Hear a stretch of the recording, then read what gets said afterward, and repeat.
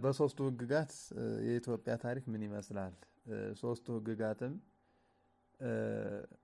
ህገ ልቡና፣ ህገ ኦሪት፣ ህገ ወንጌል ነውና በእነዚህ ህግጋት ውስጥ ኢትዮጵያ ማንን ትመስላለች?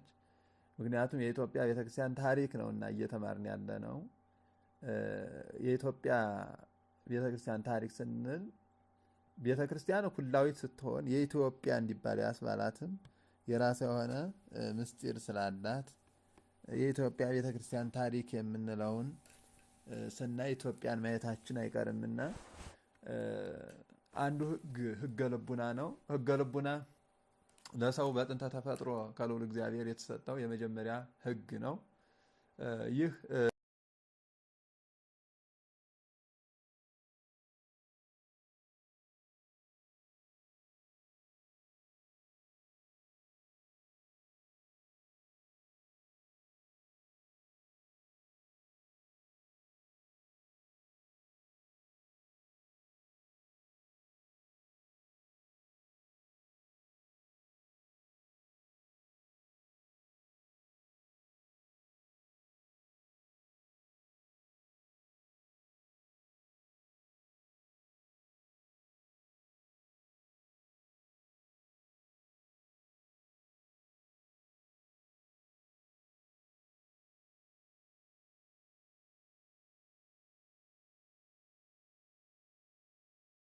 ህግ ብር መቅረጥ፣ ቀለም መበጥበጥ፣ ብራና መዳመጥ ጠቅላላ የጽህፈት መሳሪያዎችና የጽህፈት አገልግሎቶችን የማይሻ ህግ ነበረ። ህገ ልቡና ተብሎ የሚገለጸው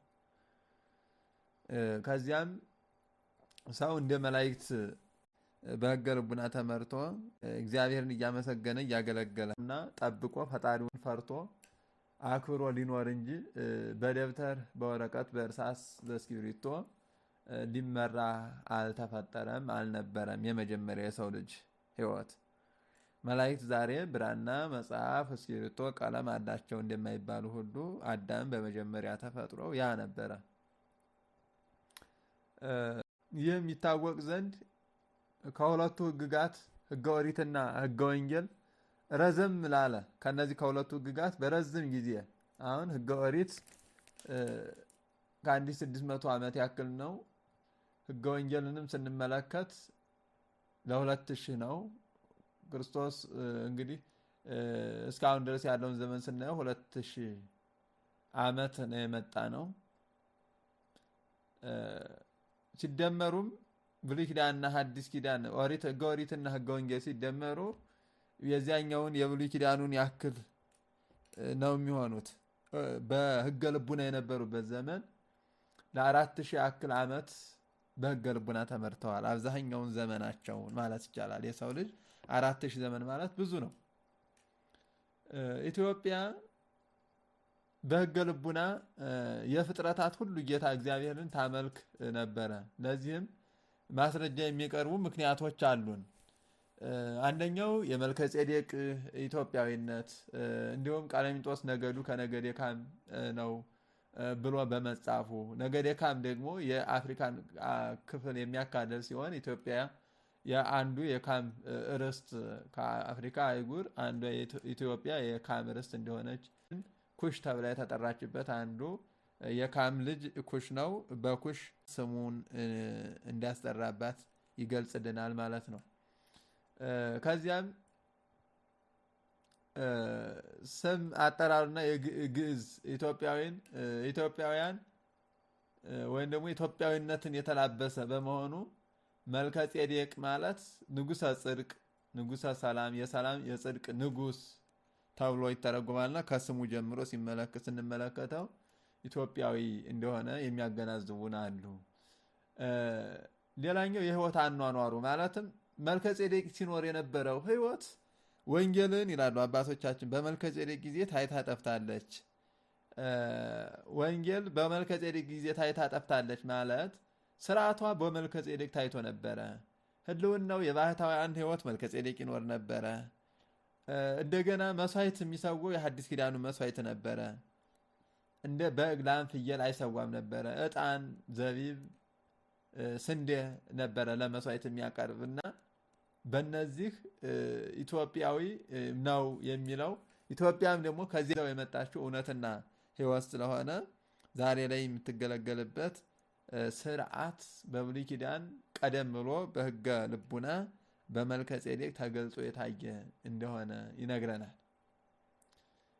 እንግዲህ የመልከ ጼዴቅ ሕይወት የላመ የጣመ አለመቅመስ፣ ዳባ መልበስ፣ ጸጉርን አለመላጨት፣ በአንድ ቦታ በበዓት ጸንቶ በጸሎት ተወስኖ መኖር የአባቶቻችን የኢትዮጵያውያን አንዱ የገዳማዊ ሕይወት አሁን ያለው ሕይወት ነው። የመልከ ጼዴቅ ሕይወት እንደዚህ ነበረ አኗኗሩ። አሁን አባቶቻችን በገዳም ተወስነው የሚኖሩትን ሕይወት ነበር የሚኖረው። ጸጉሩን አይላጭም፣ የላመ የጣመ አይበላም። የሚኖረው በበዓት ጸንቶ ተገልሎ ነበረ። ልክ ባህታውያን ዛሬ ራሳቸውን ለእግዚአብሔር ሰጥተው ከሰው ርቀው ንጽሕ ጠብቀው እንደሚኖሩት እርሱም እንደዚያ ሆኖ ይኖር ነበረ እና መልከ ጼዴቅ ኢትዮጵያዊ ነው የሚለውን ታሪክ ጸሐፊዎች ሲገልጹ በዚህ መልኩ ከጥናትም ከነገሮቹ አንጻር ተመልክተው ኢትዮጵያዊ ነው ወደሚለው ድምዳሜ ደርሰዋል። መጽሐፈ ሄኖክ በኢትዮጵያ ውስጥ ብቻ መገኘቱ አንዱ የኢትዮጵያን ቀዳማዊነትና ኢትዮጵያ በሕገ ልቡና እግዚአብሔርን የምታመልክ በኋላም ደግሞ ሕገ ኦሪትን የተቀበለች በኋላም ሕገ ወንጌልን በፍጹም ደስታ የተቀበለች ሀገር መሆኗን ይገልጽልናል። ሌላኛው ካህኑ ዮቶር እና ሙሴ ናቸው። የዮቶርና የሙሴን ነገር ስንመለከት ሊቀ ነቢያት ሙሴ ያገባው የካህኑ ዮቶር ልጅ ሲፓራን ነው። በዘኍልቍ ምዕራፍ 12 ቁጥር 1 ላይ እናገኘዋለን። ሙሴ ኢትዮጵያዊትን ማግባቱን በአምልኮተ እግዚአብሔር መኖራቸውን ያሳየናል። ኢትዮጵያውያን በአምልኮተ እግዚአብሔር እንደኖሩ ያሳያል። ለምን? እስራኤል ጠንቃቃ ናቸው፣ ከማያምኑ ጋር አይጋቡም ነበረ። የዚህም ማስረጃ የያዕቆብ ልጆች እህታቸው ከአሕዛብ ወንዶች ብትደርስ የአሕዛብ ወንዶች እህታቸውን ቢደፍሩ ሁሉንም በአንድ ሌሊት ተገዘሩና ከእኛ ጋር ተጋቡ፣ ሳትገዘሩ የእኛ ወገን አትሆኑም ብለው ከተገዘሩ በኋላ በቁስል ላይ እንዳሉ እህታችን እንዴት ታረክሳላችሁ ብለው በሃይማኖት ቀልድ ስለማያውቁ እስራኤላውያን ጠንቃቆችም ስለሆኑ ቆላፋን የሆኑ ያልተገዘሩ እህታቸውን ቢደፍሩ እንጋባ ካላችሁ እንደኛ ተገዘሩ አሏቸው። ተገዘሩ፣ በእኛ እህት ሕይወት ላይ ቀልዳችሁ አትቀሩም ብለው በቁስል ላይ እንዳሉ ሂደው በአንድ ሌሊት ፈጅተዋቸው አደሩ ብሎ ታሪክ ይነግረናል ራሱ መጽሐፍ ቅዱስ። ስለዚህ እስራኤል የሚጋቡት ከማያምኑ ጋር አይደለም፣ ከሚያምኑ ጋር ነው። ኢትዮጵያውያን የማያምኑ የሆኑ ሙሴን ያህል ነቢይ፣ ሙሴን ያህል የእግዚአብሔር አገልጋይ ከኢትዮጵያዊቷ ጋራ ጋብቻን አይፈጽምም። ለምን? በሃይማኖት አትመስለውም ከተባለ። ስለዚህ ኢትዮጵያውያን ቀደም ሲል እግዚአብሔርን የሚያመልኩ ለእግዚአብሔር የሚገዙ እንደሆኑ ይህ ይገልጽልናል ማለት ነው።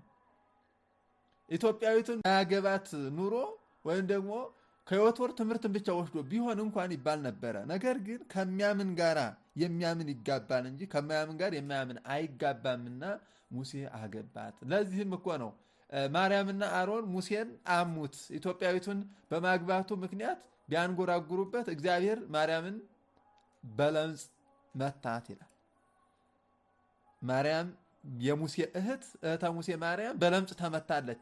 ዘኍልቍ 12 ቁጥር 1 እስከ 10 ድረስ ታነቡ ታገኙታላችሁ። ይህ የሆነው ኢትዮጵያዊቷ ሲፓራ የእግዚአብሔር ሰው ባትሆን ሙሴ የእግዚአብሔር ሰው የሆነችውን ኢትዮጵያዊቱ ሲፓራን በማግባቱ እግዚአብሔር ደስተኛ ባይሆን ማርያም ባልተቀሰፈች ነበረ። ማንጎራጉሯ ስለ ሃይማኖቷ ስለሆነ እግዚአብሔር እንደውም ሙሴን በቀሰፈ ነበረ። ነገር ግን ኢትዮጵያውያን ቀደም ሲል በሃይማኖታቸው የጸኑ እግዚአብሔርን የሚያውቁ የሚያመልኩ መሆናቸው በዚህ ይገለጻል ማለት ነው።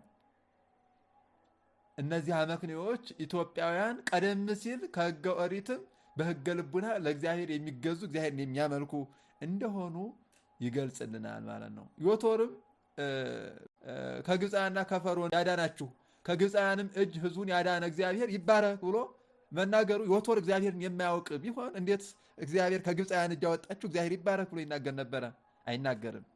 ነገር ግን እግዚአብሔርን የሚያመልክ ስለሆነ በዘጸአት 18:10 ላይ ስንገባ ከግብፃውያን ከፈርዖን እጅ ያዳናችሁ እግዚአብሔር ይባረክ ብሎ እግዚአብሔርን አመሰገነ። አስቡት። በዚህ ኢትዮጵያውያን እግዚአብሔር እንደሚያመልኩ ይገለጻል ማለት ነው። ሌላኛው ዮቶርም የሚቃጠል መስዋዕትና ሌላ መስዋዕትን ለእግዚአብሔር ወሰደ ብሎ ዘጸአት 18:12 ላይ ስንሄድም እናገኛለን በመጽሐፍ ቅዱስ። ኢትዮጵያዊ ዮቶር እግዚአብሔርን የሚያመልክ ካህነ እግዚአብሔር መሆኑ በዚህ ይታወቃል። አንዳንድ ሰውታን ሰዎች ሌላ አስተሳሰብ ስላላቸው ነው እኔ ይሄን አጠንክር እየተናገርኩ ያለሁት። ለምን ኢትዮጵያ ቀደም ሲል ሌላ አምልኮት ነበራት የሚሉ አስተሳሰቦች አሉ። ነገር ግን እንዳልሆኑ መጽሐፍ ቅዱስን መሰረት አድርጋ ኢትዮጵያ በእግዚአብሔር ዘንድ የተወደደች ሀገር፣ እግዚአብሔርን የምታመልክ ሀገር እንደሆነች በዚህ ይታወቃል። እንደገና በመጽሐፍ ቅዱስ አሁን በመዝሙረ ዳዊት ላይ ስንሄድ ኢትዮጵያ እጆቿን ወደ እግዚአብሔር ትዘረጋለች፣ ኢትዮጵያ ታበጽሕ እደዊሃ ኀበ እግዚአብሔር፣ ኢትዮጵያ እጆቿን ወደ እግዚአብሔር ትዘረጋለች ብሎ መዝሙር 67 ቁጥር 31 ላይ ገለጻት። አሁን የኢትዮጵያ ቤተክርስቲያን ብለን እንድንጠራ ያደረገን ኢትዮጵያ ቀደም ሲል የሃይማኖት ሀገር መሆኗን እንድንገልጽ ያስገደደን ጥንተ ማንነቷ እንጂ ሀገሪቱ የተለየ ክብርና ፍቅር ሰተናት አይደለም። በፊቱም ኢትዮጵያውያን ይሰግዳሉ ጥላቶቹም አፈር ይልሳሉ ብሎ መዝሙር 71 ላይ ቁጥር 9 እናገኛለን። እንደገና አሁን በመጽሐፍ ቅዱስ ክፍል ለኢትዮጵያ ሰዎች ምግባቸውን ሰጣቸው ብሎ መዝሙር 73 ቁጥር 14 ላይ እናገኛለን። ይህ የሚገልጽ የኢትዮጵያ ልዕልና እግዚአብሔርን የምታመልክ እግዚአብሔር በምሕረት ሲጎበኛት የኖረች ሀገር መሆኗን በዚህ እንረዳለን ማለት ነው። ሌላኛው የንግስት ሳባ ወደ ጠበኛው ሰሎሞን መሄዷ አንዱ የኢትዮጵያ በእምነት የመኖሯ ምልክት ነው። እግዚአብሔር አምላክ በኢየሩሳሌም ምን አይነት ድንቅ ስራ እንደሚሰራ እንደሰራና ምን ያህል ህዝብ እንዳሉት ምን አይነትስ የአምልኮ ስርዓት እንዳለው ለማወቅ ተነስታ ሄደች። በዚያን ጊዜ ለዓለም የአምላክ ሀገር የምትባል ኢትዮጵያ ብቻ ነበረችና እግዚአብሔር የሚመለክበት ሌላ ሀገር እንዳለ በሰማች ጊዜ በጆሮዋ የሰማችውን በዓይኗ ለማየት ምስክርነትን ለማረጋገጥ የሃይማኖት ወገን ለማብዛት ተነስታ ወደ እስራኤል ሀገር ሄደች። ማን? ንግስት ሳባ። ከዚያም ሄዳ ይህ ብቻ አይደለም፣ ንጉሱ ሰሎሞን ጋር ብዙ አይነት እንቆቅልሾችን ጠየቀችው፣ በብዙ ፈተና ፈተነችው። አንተን የወደደ በእስራኤል ዙፋን ያስቀመጠ አምላክ እግዚአብሔር የተባረከ ይሁን ብላ አመሰገነች። በኋላ አንደኛ ነገሥት ምዕራፍ 10 ቁጥር 9 ላይ ማለት ነው። አሁን እንዲህ ብላ መናገሯ እግዚአብሔርን ስለምታመልክ ነው እንጂ እግዚአብሔርን ባታመልክ ኑሮ የእግዚአብሔርን ጥበብ ፍለጋ ወደ ኢየሩሳሌም ባልሄደችም ነበረ። እግዚአብሔር የተባረከ ይሁን ብላ ባላመሰገነችም ነበረ። እግዚአብሔርን አላውቅም እስራኤልን አልለቅም የሚሉ ወይም ደግሞ እስራኤልን በመከራ ጨቁኖ የሚይዝ አምልኮተ እግዚአብሔር እንዳይፈጸም አዋጅ አወጣ። ጨካኝ አገዛዝ፣ ሕፃናትን የሚያስጠቀጥቅ ጽኑ ጭካኔ የሞላ ፈርዖን የነበረበት ዘመን ነበረ። እንዲህ የሚሉ ነገስታት ባሉበት ኢትዮጵያዊቷ ደግሞ አንተን የወደደ በእስራኤል ዙፋን ላይ ያስቀመጠ አምላክ እግዚአብሔር የተባረከ ይሁን ብላ አመሰገነች።